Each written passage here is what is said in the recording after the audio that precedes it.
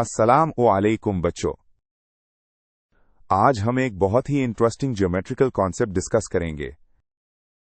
सवाल यह है कि अगर दो सर्कल्स एक दूसरे को टच करते हैं तो उनके सेंटर्स और उनका पॉइंट ऑफ कांटेक्ट आपस में इनका क्या रिलेशन होता है।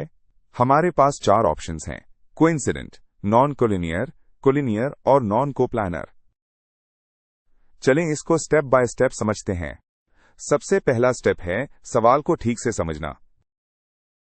हमसे पूछा जा रहा है कि तीन खास पॉइंट्स के बीच क्या रिलेशन है। पहला पॉइंट है पहले सर्कल का सेंटर, जिसको हम C1 का नाम दे रहे हैं। दूसरा पॉइंट है दूसरे सर्कल का सेंटर यानी C2। और तीसरा पॉइंट है P, जो वो जगह है जहां दोनों सर्कल्स एक दूसरे को टच कर रहे हैं। हमें यह मालूम करना है कि क्या ये तीनों पॉइंट्स C1, C2 और P एक ही सीधी लाइन पर आते हैं या नहीं। अगला स्टेप है एक इंपॉर्टेंट वर्ड का मतलब समझना, और वो वर्ड है कोलिनियर। पॉइंट्स को कोलिनियर तब कहा जाता है जब वो सब एक ही सीधी लाइन पर वाक़े हों। जैसा कि आप स्क्रीन पर दी गई एग्जाम्पल में देख सकते हैं, पॉइंट्स A, B और C एक ही लाइन पर हैं, इसलिए हम उन्हें कोलिनियर पॉइंट्स कहेंगे। अब हम सोचेंगे कि दो सर्कल्स एक दूसरे को किस तरह टच कर सकते हैं। इसकी दो पॉसिबिलिटीज हैं। एक ये कि वो बाहर से एक दूसरे को टच करें, जिसको हम टचिंग एक्सटर्नली कहते हैं। दूसरी पॉसिबिलिटी ये है कि एक सर्कल दूसरे सर्कल के अंदर हो और उसे टच करे, जिसको टचिंग इंटरनली कहते हैं। हम इन दोनों केसेस को अलग अलग एनालाइज करेंगे। चलें पहला केस देखते हैं जहां सर्कल्स बाहर से टच कर रहे हैं। अगर आप तसव्वुर करें कि हम एक लाइन खींचते हैं जो पहले सर्कल के सेंटर C1 को दूसरे सर्कल के सेंटर C2 से मिलाती है, तो आप देखेंगे कि ये लाइन बिल्कुल इस पॉइंट P से गुजरेगी जहां ये दोनों सर्कल्स मिल रहे हैं। जैसा कि डायग्राम में साफ नजर आ रहा है, तीनों पॉइंट C1, P और C2 एक ही सीधी लाइन पर आ रहे हैं। इसका मतलब हुआ कि इस केस में ये पॉइंट्स कोलिनियर हैं। अब दूसरा केस देखते हैं जब एक सर्कल दूसरे के अंदर से टच कर रहा है।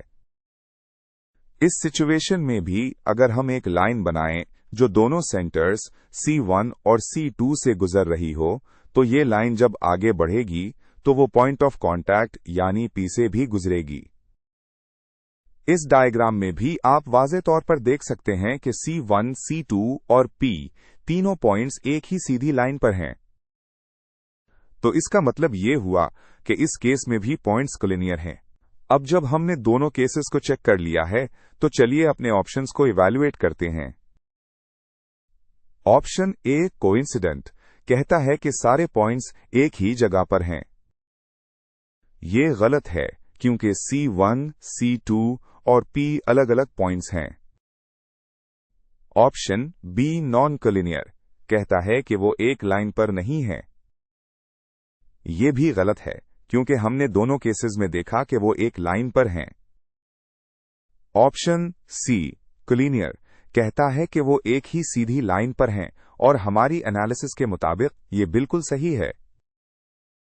और आखिरी ऑप्शन डी नॉन कोप्लानर कहता है कि वो एक प्लेन में नहीं है।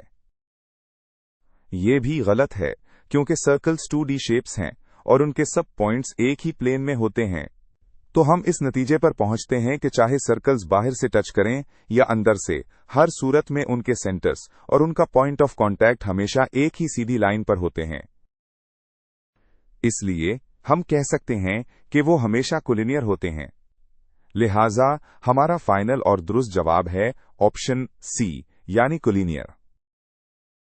हमेशा याद रखिएगा, जब भी दो सर्कल्स एक दूसरे को टच करते हैं, उनके सेंटर्स और उनका पॉइंट ऑफ कांटेक्ट हमेशा कोलिनियर होते हैं।